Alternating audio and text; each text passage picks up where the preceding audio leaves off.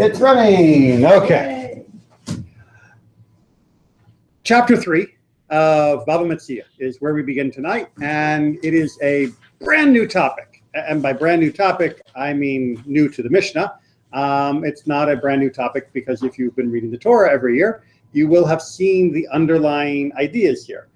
So if you are in the mood, please go back and you can see the citation is on your page. Exodus 22, 6 to 14 is the foundation for all of the discussion that is about to take place.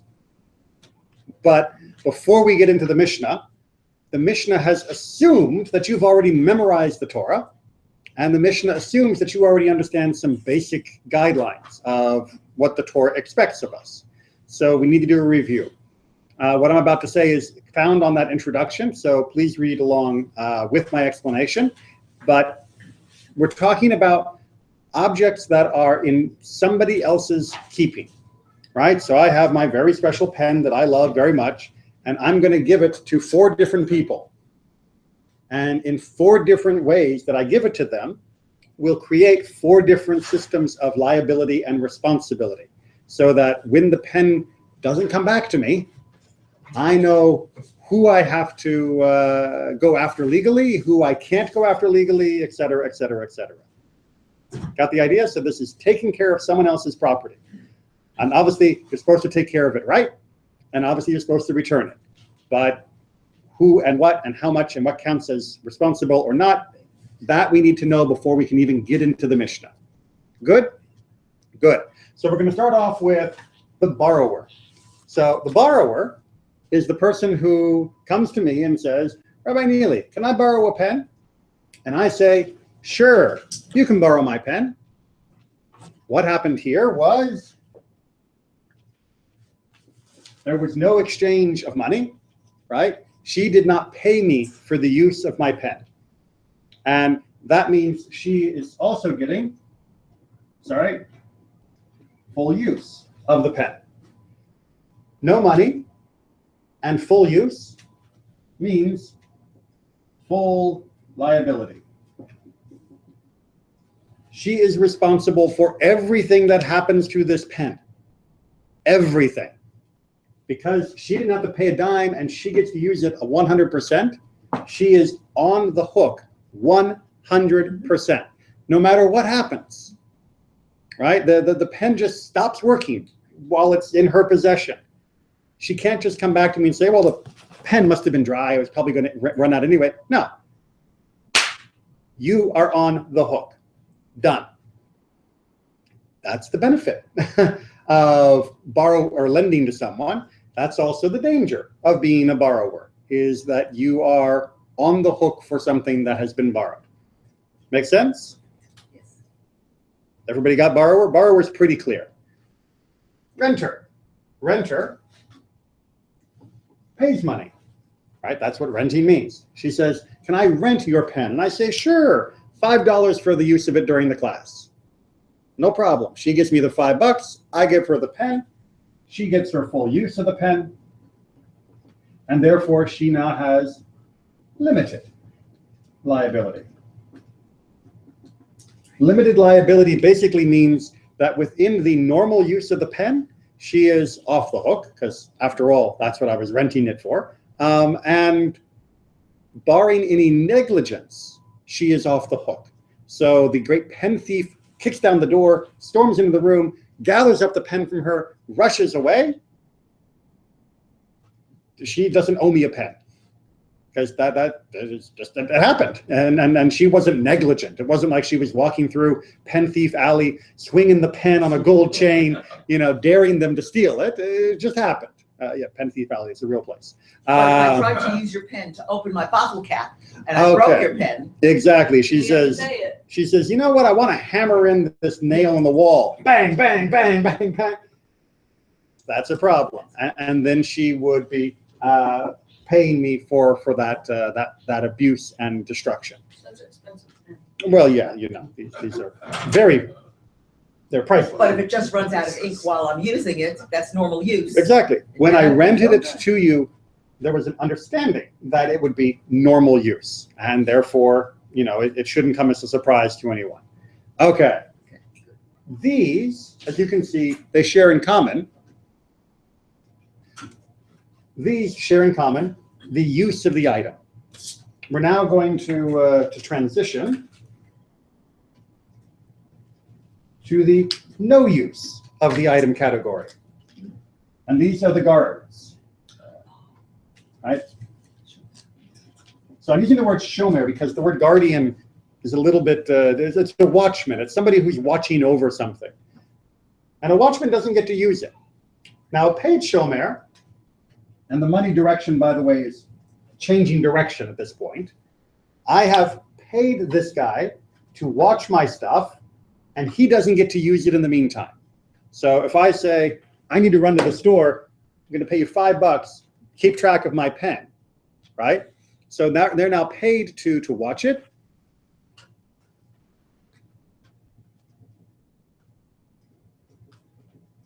They have limited liability. Now you might be thinking to yourself, wait a minute, wait a minute.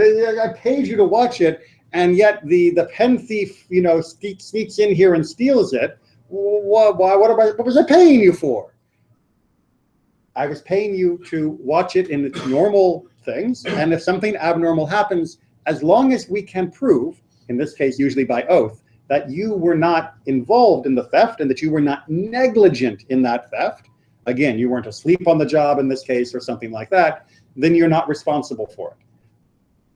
But if you were negligent, or if you were not doing your job properly, and the court can decide that, then you do have to pay. But generally speaking, the renter and the paid shomer have the same basic liability responsibilities. How we doing? Okay. And then we have the unpaid shomer, also known in the Aramaic as sucker. This is your friend who I say, could you watch my pen for a minute? I got to run to the shop, and I'm not paying her a dime, and she's not supposed to use it while I'm gone. Basically, well, I should add the word almost. Provided the condition is true that the person isn't actually using it, they're basically exempt from anything that might happen. It's better than having the heir watch your pen, but like the heir, you can't really hold them responsible for something that happens to the pen. Again, unless they themselves are stealing it or they themselves are deliberately damaging it or something else. But if they're leaving it alone and they weren't paid, then that's fine. Whoop. Is that Penelope telling me that it's working or not working? Survey says somebody totally different. Okay. Okay, good. Okay, so basically you would still have to take an oath that you didn't do anything terrible, but you've got pretty much no liability in that case. We have our 4 categories down because we're going to need them for our Mishnahs. So, like I said, the Mishnah assumes that you already know this basic framework. And once again, where'd my red pen go? I wanted to change colors here. But once again, it's spinning around the question of paying, are you using, are you paying, are you paid, are you using? And as you can see, between those 4, you end up with a nice little matrix of paid, use, paid, no use, no pay, use, and that kind of thing. So it works out quite nicely. Clear? Mishnah 1. So we are on the bottom or in the middle of the page. Again, for whatever reason, this edition of the Conservative Union's, the Conservative United Synagogue of Conservative Judaism's translation of the Mishnah doesn't have good headers. So it doesn't say Chapter 3, Mishnah 1 on it, but that's where we are. So down to Mishnah 1, that's where we're starting. And looking for a volunteer? I got a volunteer. Okay. 1. If a man left an animal or utensils in his fellow's keeping, and they were stolen or lost, and his fellow made restitution and did not want to take an oath, for they have taught an unpaid guardian may take an oath and be exempt from liability. All right. Pause. Confused? Yes. Good. Periods would help. What's that? It would be nice if they used periods. Well, this is all one long, very long conditional. right? So yeah, and you should in the original Hebrew, It's even longer. no periods at all, That's right. no punctuation. So we're dealing here with an unpaid shomer, right? This is the lowest liability case. This is the guy who I said, could you watch my pen? Could you watch my donkey? And while he's watching my donkey, they're stolen, they're lost. Now, in general, all we make the guy do is swear, I did not steal it, right? I did not lose it because I was shooing it away and doing something stupid. I was behaving reasonably and doing normal stuff, and therefore I'm not responsible. That's the oath that's being talked about here. So if this guy was watching it, in quotes, because obviously it's gone and stolen, and watching may be a bit of a stretch, but he was watching it, and he makes restitution rather than taking the oath, right? Rather than swearing, I wasn't negligent, I didn't take it myself, I go ahead and say, look, all right, fine. I was watching your donkey's gone now. I don't technically owe you anything but an oath to prove that I... Yeah. We okay? Yeah. Okay. I'm being dramatic. No, he's got his own copy. Oh. It's BYOB. Bring your own book. Let me get back into character. So I say, I didn't take your stinking donkey, but I'm not going to get up and swear that I didn't take your stinking donkey. I'm going to assume we're still okay.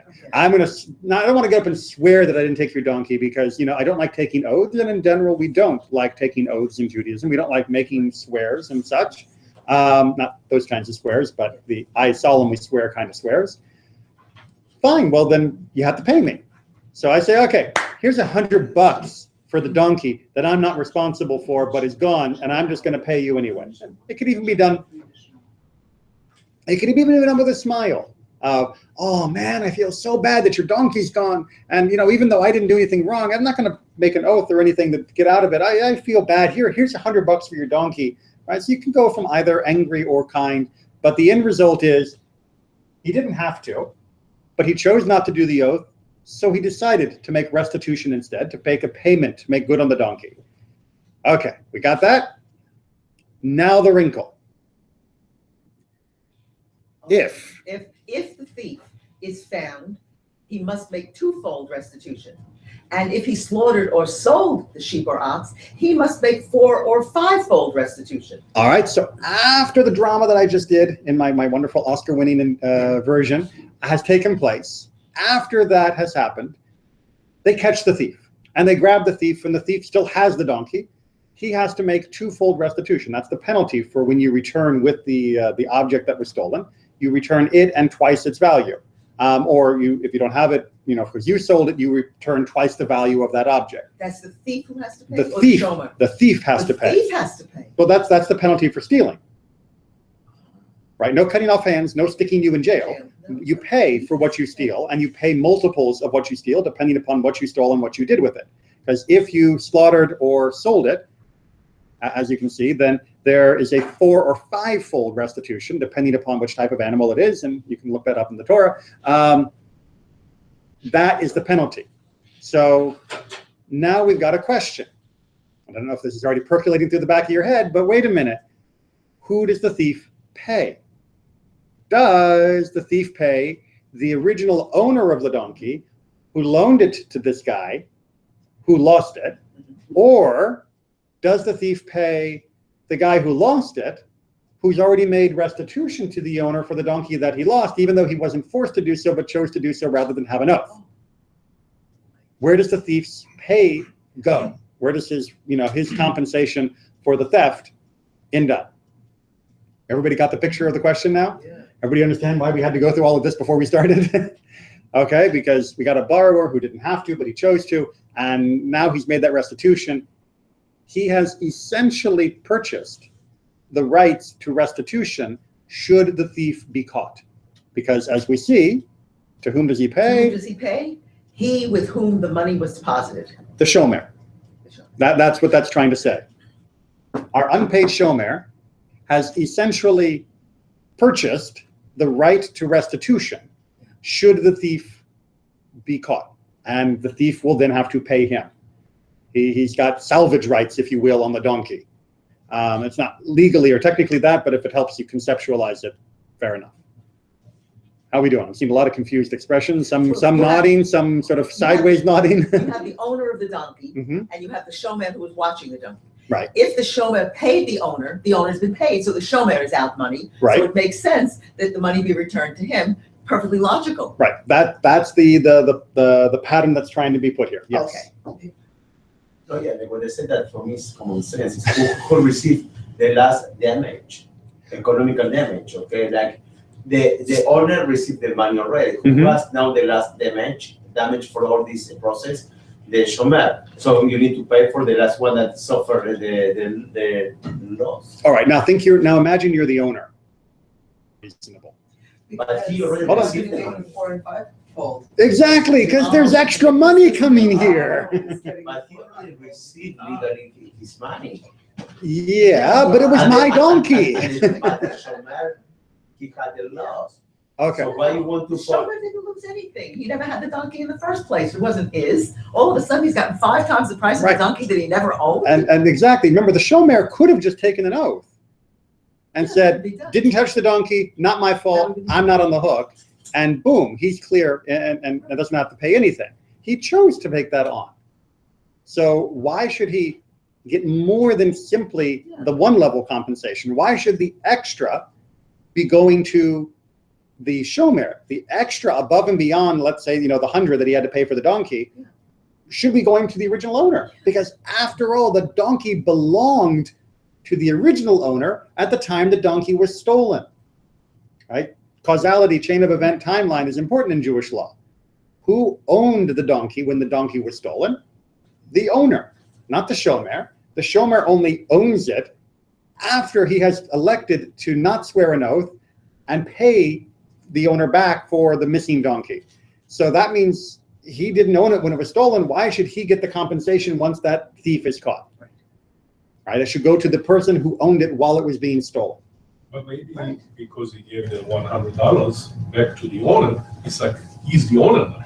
Okay. So not only is he the owner now, but according to the Gemara, and I don't want to go too far down the Talmud rabbit hole, but according to the Gemara, it was a retroactive purchase of the donkey. When he pays the guy rather than swear the oath, it is under the stipulation that it was his donkey when he first took possession of it now, retroactively. So now he is officially the owner in the past, even though he wasn't the owner at the time. It's that great, we travel through time all the time in Jewish law. And things can happen retroactively that change everything. And this is one of them. He went back to the past. He bought the donkey instead of borrowing the donkey. And now he therefore has the right to any compensation that's coming because of the theft of the donkey. Another question. Oh, hold on a second. I think he was first in. What is the rationale for the extra payment, the 4 or 5? It's called penalty.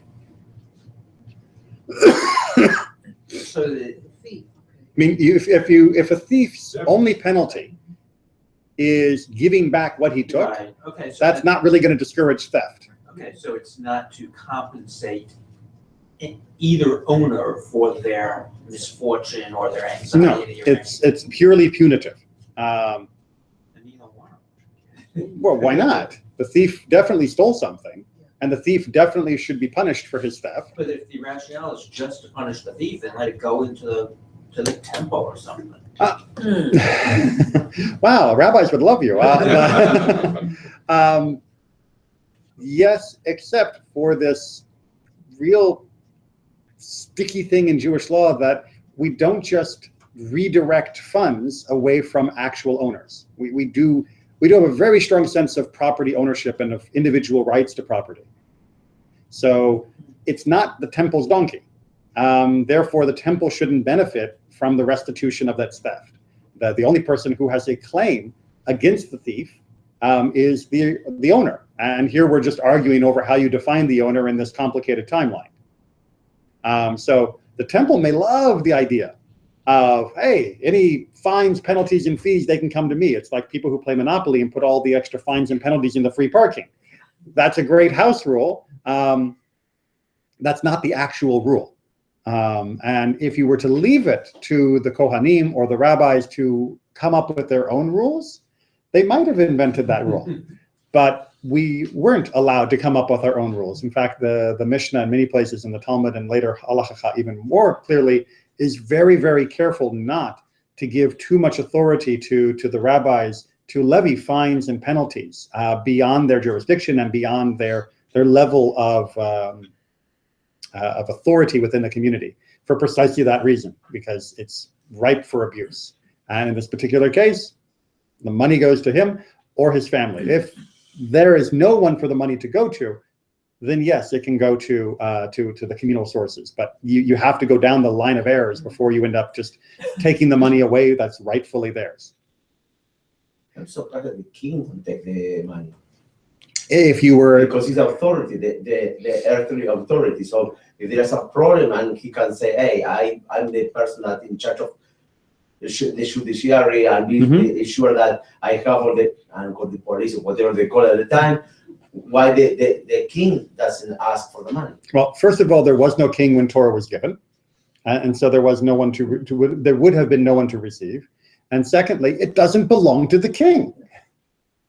I mean, I know that we have lived under a European system where the idea of the land and everything in it belongs to the king, and he grants title to the land because of the whole feudal hierarchical system that allows other people to live within his domain.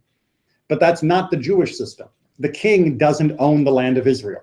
The king does not own, the people and individuals own the land by right that's been granted to them individually by God, not by right of the king.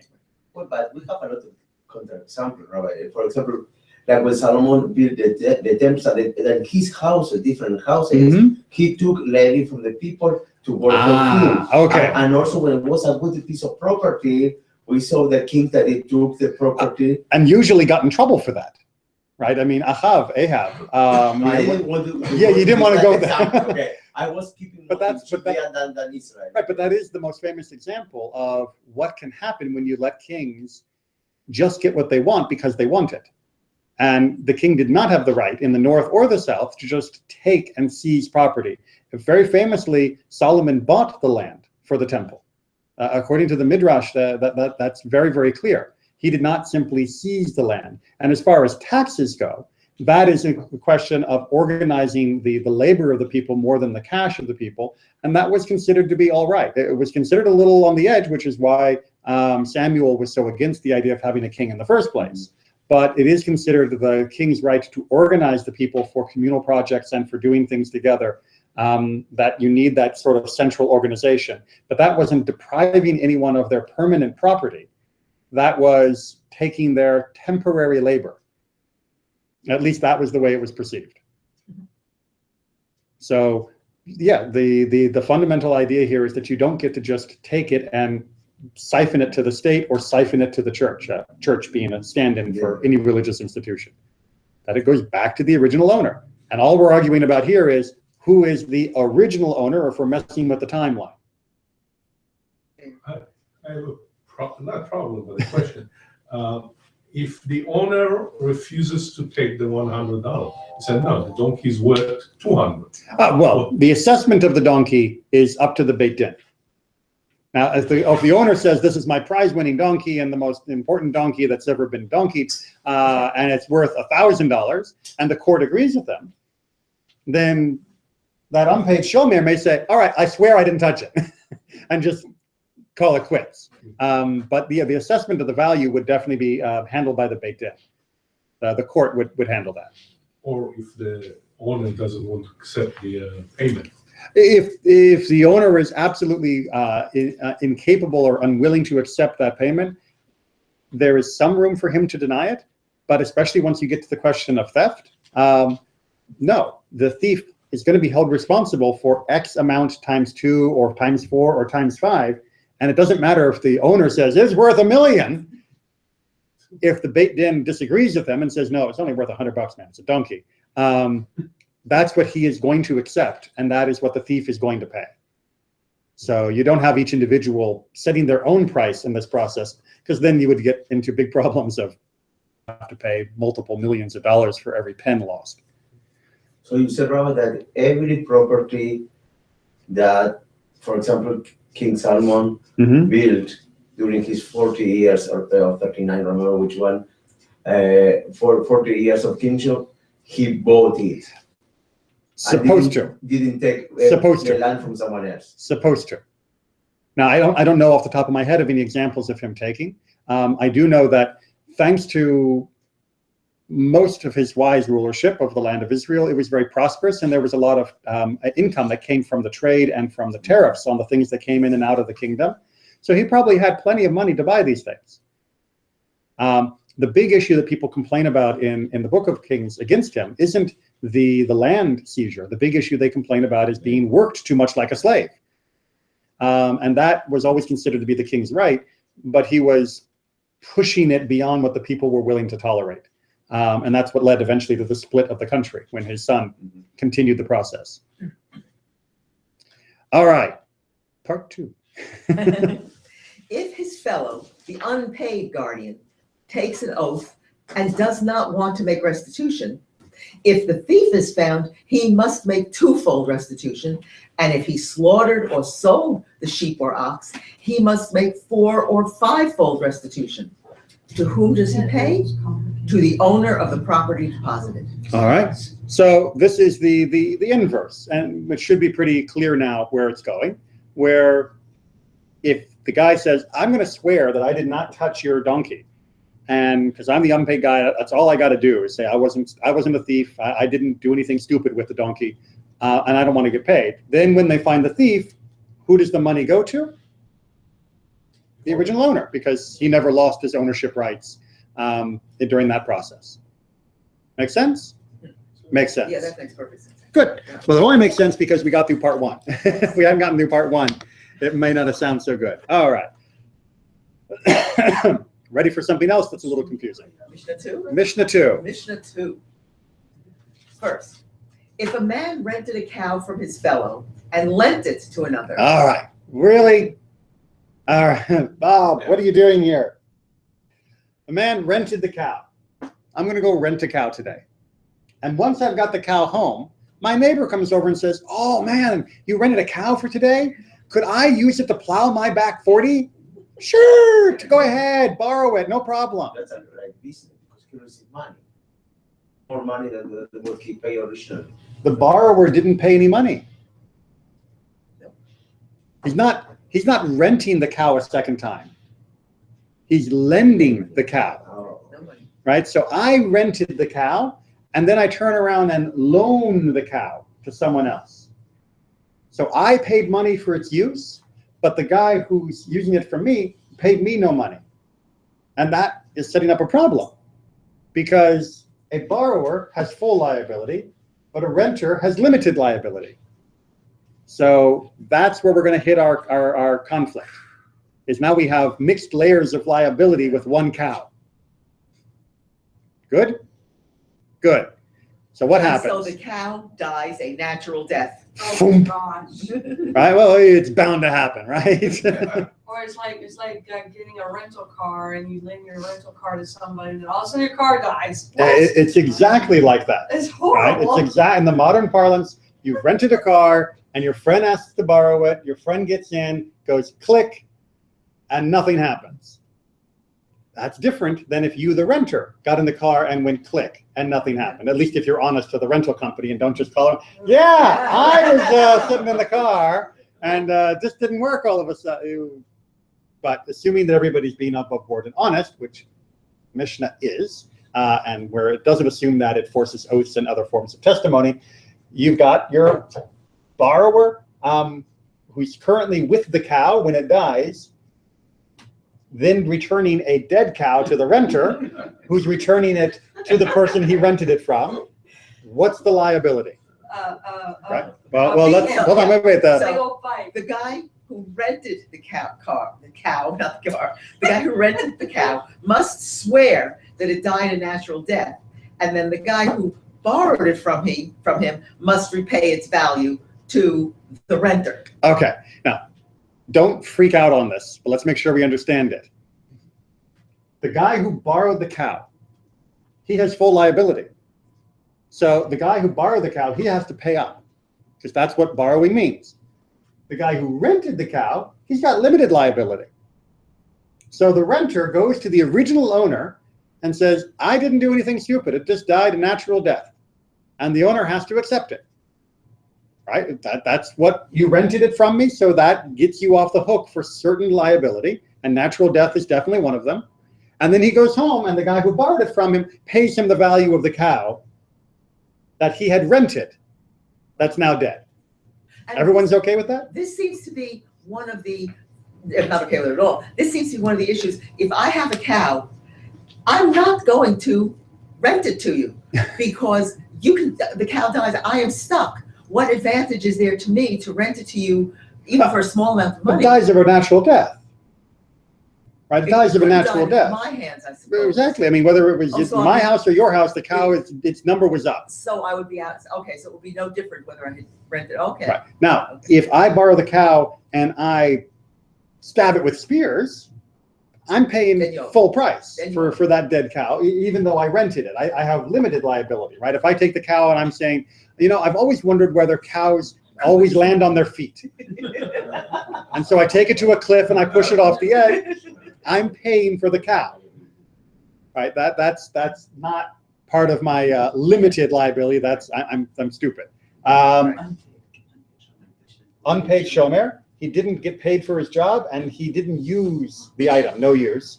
Almost no liability, and pretty much the almost is he has to just swear that he didn't steal it himself and he didn't do anything completely reckless. So why the renter has only limited liability? Because he pays something? Yes, exactly.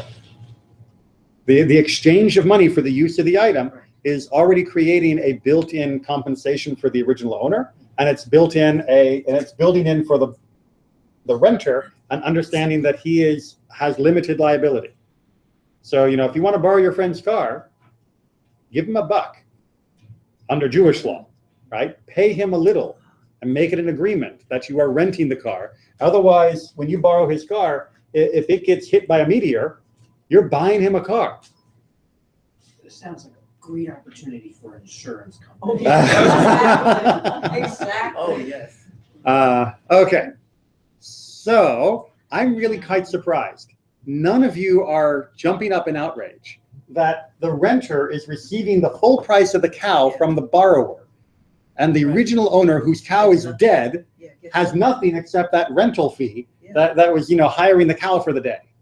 Yeah. And you all seem perfectly fine with that. Well, no, it actually bothers me that I was listening to Yeah. the whole time. Okay. So the thing is, I think if the renter, if the person says, here, I want you to borrow my car, and I want you to rent my car, and then the renter lends it out and lets that person borrow my car, and that car breaks down somehow, I don't care. I'm making that renter and that person paying my car. Well, It's gonna they be can't both pay, but that's what we're going to get to in part 2.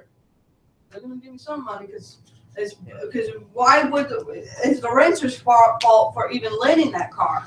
Well, yes and no. In the sense of fault, fault may be what we feel, but that doesn't mean fault is legally binding, right? So we can feel angry and upset about anything that happens to our stuff.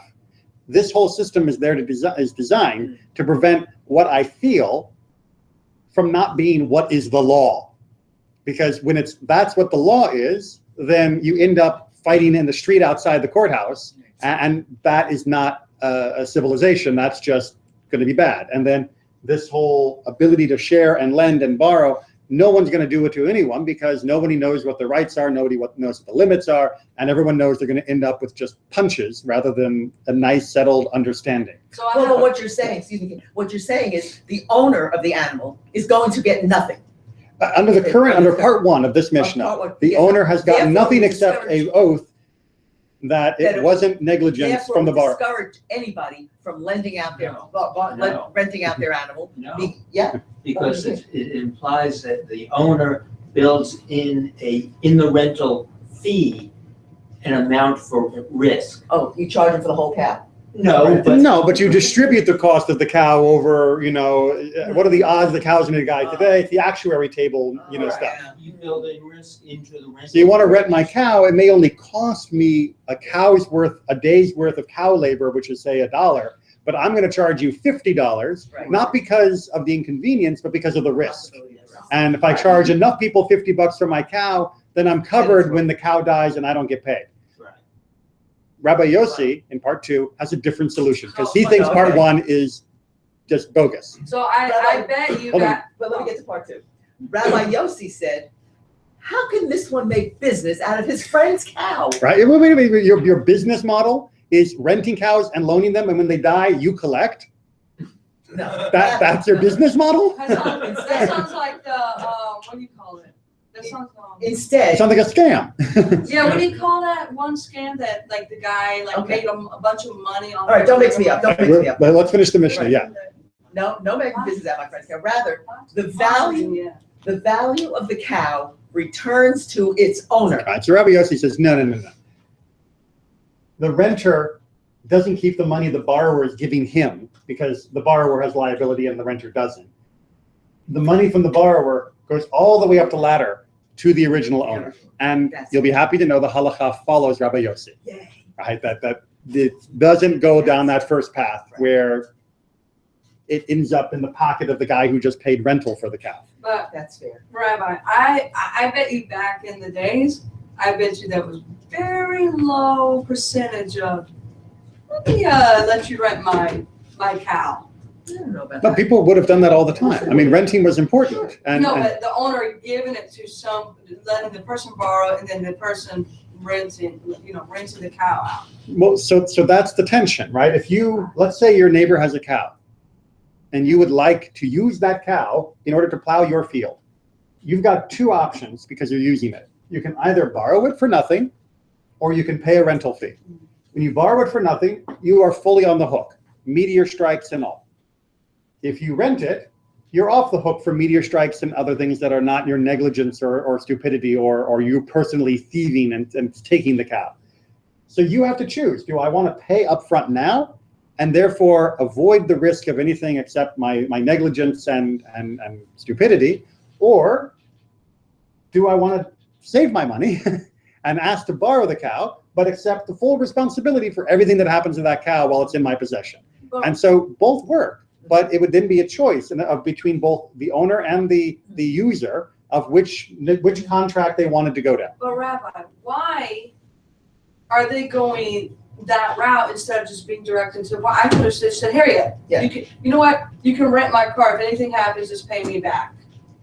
But instead of going to him, for him to go to her, for her to go to you. You know I'm a Hold on. lousy driver. You would never do the car. But you But gave me Katie, trust. Katie, sounds so why is this? fishy. Why do we have this Yeah. whole complicated system? Is it- Because Torah says so. Well, Right? The hold on. obligation. Let's make sure because we started with this, but not everyone was here right when we started. So let me back up here. The reason we have this whole system of 4 different categories, and the reason why there are different structures of liability based on whether you're using it or paying for it and all of that, is because the Torah outlines exactly this. The rabbis are simply taking that outline and applying it to complicated cases. The simple cases, well, simple in quotes, the simple cases we already went through and the Torah did by itself. I think the Torah was a little harsh No. because. Well, Katie, wait. Around the circle. The Torah is not just a book. No, it's- The Torah has an author. Right. So you're saying God was harsh I think God was harsh. because God doesn't want rentals? No, but because why isn't, because it's like God, it's like being around the bush. I mean, instead of just being directed to the point and saying, you know what, if you're gonna, I want you to rent my car, but he went and said, oh, go rent Katie's car. I mean, she wanted to go rent my car. Because that happens. happens. Because this is how it happens. I have a house. I needed a lawnmower. I didn't have one. I went to my neighbor over here and said, can I borrow your lawnmower, please? And he said, sure. And while I'm mowing, my neighbor over here says, oh my God, can I borrow that for a few minutes? I just need to do mine. And I say to him, sure. Now, you know what happened. He ran over a rock. And now the question is who's responsible. These are real stories. These actually I know mean, they it's not are. cows. So or this- anything. But it should be your responsibility. It should not be the owner's. That's the, whoa, well, that's the question Why- we're dealing wait, with. Who? Why shouldn't whose responsibility? She's the one who rented the Right, but lawnmower. she lended it to the other neighbor that wanted to borrow that. Right. But he ran over guy's a rock. car. But it's So the he- person who used it who caused the He caused damage. the problem when he ran over the rock. Why should I have to pay? Because he didn't watch carefully. He Because ran over a she rock. went against the owner's will without his permission. No. That Nowhere should does be it say it's no. against the will. Didn't say it at all. But Nowhere- I'm just saying, No. that's me, like, So if you want to That bothers stipulate, me. so if you want to, well, I get that it's bothering you. I can hear that. If you want to stipulate before you lend something to someone, before you rent something to somebody, before you make them your guardian or whatever, that they cannot transfer that item out of their possession to anyone else, yeah. you're welcome to make that as part of the contract. But the problem is, or maybe the beauty is, natural life is a little bit more like what Harriet's describing, where people just do stuff. And once it's been done, it's halakha's job to untangle it.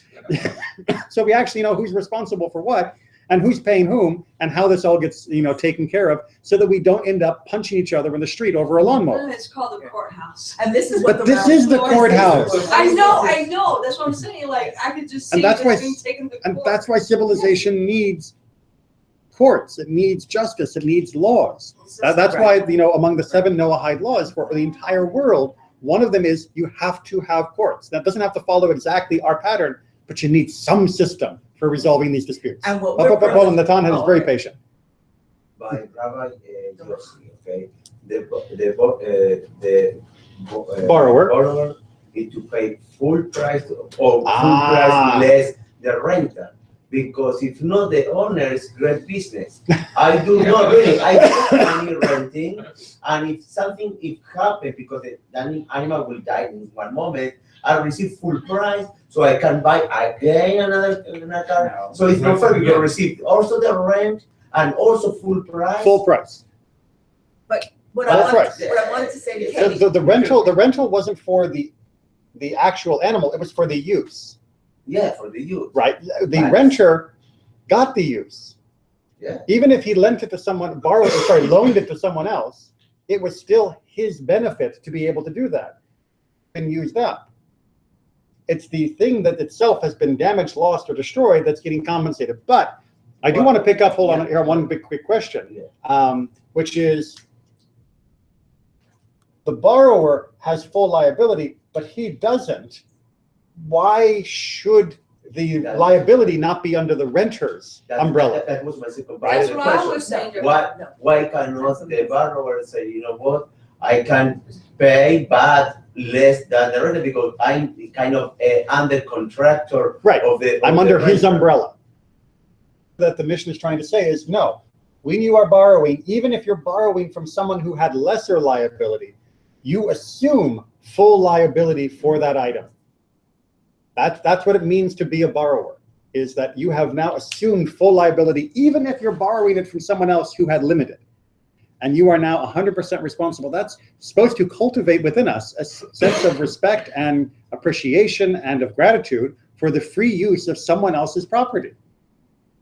That when we do so, we should treat it with the utmost care because it's not ours. And we haven't even paid for the privilege of using it.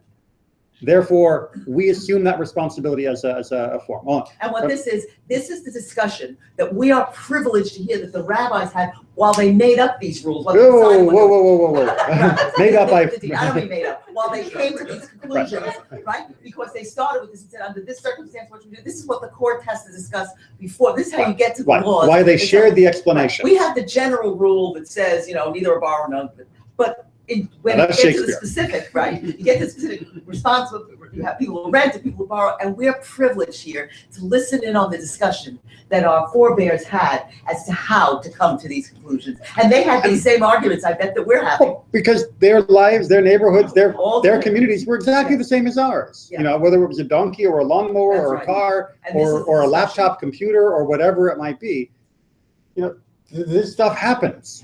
And I'm sure they butted head with each other too. Same. I was just gonna say, if you roll it back and you talk about what rules does the person who owns something have, and what limitations does he have on how much can he charge, or what does he get if he lends it or whatever, if you roll it back and look at it from his perspective, you go back to that idea that if you lend something to somebody, why shouldn't you expect it back, the full liability of it? Mm-hmm. And maybe if you take it back a step and look at it from that perspective, it's easier to understand that if you're getting some money for it, you may be charging a lot more than what that item is worth. And over time, you may get more money. You've made a business out of it. You're getting That's more. why rental cars are still in Yeah. business. It's why hotels are still in business. So Yes. you're renting that same room and that same car, Right. whatever it is. Multiple So that's times, why- yes. So if you take it back there, then maybe it's easy to understand that. Right, from that perspective, as opposed to just why are they just responsible?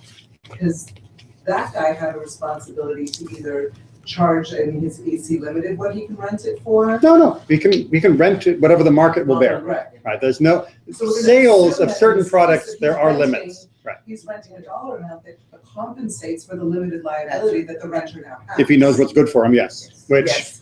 being not shrewd always. business people, our ancestors figured out long before we had modern actuary tables. If they didn't, they went broke.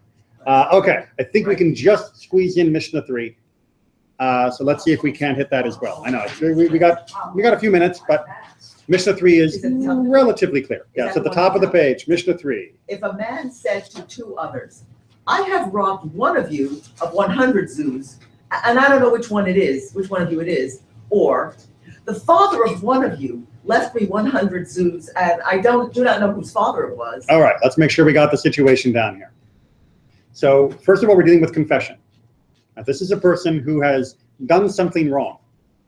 Either their father had been entrusted to watch 100 zuzim, to be the guardian of this money, and that now that it's come into his possession, the father presumably is dead, he has been negligent in returning it to the rightful owner, and now he wants to. Or he stole 100 zuz or whatever from someone, and now his conscience is weighing guilty upon him, and he would like to return the appropriate amount. He is supposed to, it is right, this is what you do when you want to do tshuva, you want to make amends. But there's a problem. He knows how much he took, or how much was supposed to have been returned prior, but he doesn't know exactly who deserves it. What do you do? Right? I want to make good, but I don't know how to make good. And that's where the Mishnah is going to step in. He must give each of them 100 zuz, since he himself admitted liability. Okay? They So, both. the both, They right? both. I'm going to pay basically double penalty for my ignorance, because if I didn't, the chance would be too high that one of them would be stiffed. I'm That thinking one of by them the would be wronged. Yeah. And yes, this, by the way, this does assume, the Gemara goes through, that they don't know who lost 100 either. Okay. That I they, assume this is a misprint. It's not that he left me 100 zuz, he lent me 100 zuz. Second line, one of the father, one of you lent me 100 zuz, but I don't know which of lent or left with me. left in my will. No, not inheritance Right, left. Not inheritance, No. lent me. No, if they left you 100 Jews, that's Lent. fine. Yeah, go Yeah, have fun. Exactly, it's lent. Yeah, yes. no, this is either You're lend so- or you're so- left with. Yes. Yeah, So well, again, can you take it back and what is the example of how you would come and have this 100 zuz and you don't know whose father it is or which, how does this look like in real life? Well, what does this look like in real life? So let's imagine 20 years ago, my neighbor says, you know what, I am busy remodeling the house.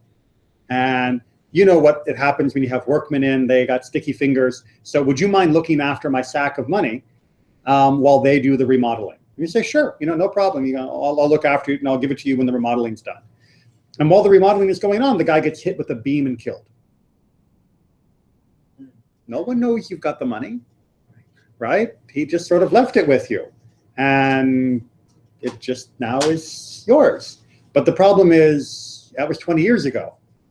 And you don't remember, was that Mr. Cohen or Mr. Levy that did that, right? So whose kid should I give it to make the amends for this money that has been misappropriated into my possession? And the same thing with stealing, you can just imagine I was sitting behind the two of you at the theater and I cut someone's purse and stole your money, but I don't remember which one of you, whose wallet I took. That was my question. So what if there's 100 people at the concert? 100 times. Well, first of all, honest people are supposed to say, it wasn't mine, right? So if I can say, no, my wallet is right here, that wasn't my wallet, that is supposed to exonerate. If all 100 of them say, "Oh, it must have been me," yeah, we got a problem in the whole community now. And if we know that it couldn't have been 100, I mean, we can always go through systems of oaths and all of that.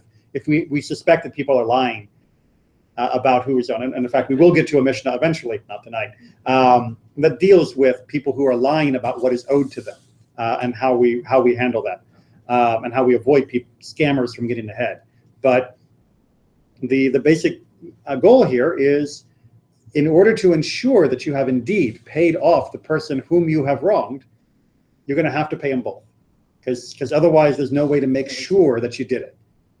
If you divide it 50-50, then guaranteed the person you cheated is out 50. And if you just go only one and not the other, then you're flipping a coin to guarantee that one of them was the wrong one, and now you've given it the wrong direction. Well, there's not a big incentive to be honest. Because if you are honest and you need to pay twice, why are you punishing me because I tried to do the correct thing? Why do I need to pay twice? That's not my fault. I know that interconnection between the generations. Right. But it's a very wrong punishment for the next generation because they need to pay twice. So I will be quiet and say, okay, sorry, you know what, I will deal with God after that. No, really, after that, I know open my mouth. Right. So the incentive here, of course, is that if you are caught as a thief, the penalty will be higher. Whereas if you come forward and confess, you are mitigating those circumstances. And secondly, that attorney to help you with that plea, right? Right. And secondly, you're not okay with God until you actually make restitution. There's no such thing in Judaism as, God, please forgive me for stealing this $100 and keeping it in your pocket. That doesn't work. If you are truly seeking tshuva and returning from that way, that money has to go to someone whom you wronged. Yeah, but what up if you live almost in poverty, like really? Right, you're a thief. Budget right. To pay back 200, 300, or 400, depending how many people are in the movie theater. It was a busy night. Yeah. Yeah. No, it's a lot of money. Yeah. So at the time you work the land, and you don't have so much extra money, and you need a little money for your family, for put food in your table. And now to say, hey, you know what? I want to do the correct thing. Oh yes, sorry, but you need to pay as many people you have there. Sorry, pay, because if not, perfect. But they can't. It's your family. It's your food. So the court can make circumstances to allow you to pay over time and to pay off the debt. So it's not as though, you don't have the 100 zizim, you go starve. It's, you don't have the 100 zizim that we need. Okay, fine. So we're going to give X amount to both of them now, and then you'll pay off a little bit every week, a little month, whatever. Or there will be a lien against your property, so that it will be for, if you die, it'll be go to them as paying of the debt. If you receive additional money, it will go to them to pay off the debt. So there are ways to take care of this that don't involve taking food out of your mouth. But a debt is a debt. Sure. And remember, we're dealing here with circumstances where you did something wrong. Right. So well, no. Your father. The father of one of you left 100 zirzim with me. But you don't know, like how your parents. No, one of their fathers left you the money, or left the money with you, right? So imagine if I told you your dad, he loaned me 100 zuzim, and I never paid him back, and he never wrote down the note.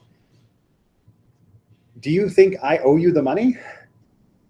Right, that was 100 zuzim from your father that should have gone to you, but instead it's ended up in my pocket. And now, because I'm afraid of the penalty, I shouldn't pay you back? No, of course I should pay you back. And if I don't pay you back, I have not squared anything with God. Right, there's no private confession. It's me and you, God. Please, thank you, forgive me for this and all of that, but I'm going to just keep the money. That doesn't work. It's just like if you've insulted somebody. You can't say, God, please forgive me for insulting that person, and never go apologize to them. Now, apologies are a little cheaper than this, but they both require that proper form of restitution. And yeah, no one ever said being a good person was easy. In fact, I think oftentimes we've said it's hard, but that's what we've been called to do. And sometimes it's even complicated, like we've been discovering tonight. Good? All right, so that's through Mishnah 3. We'll pick up with Mishnah 4 2 weeks from tonight, right? Next week, because of the Thanksgiving holiday, we are not going to be having class. Next week is Thanksgiving. Next week is Thanksgiving.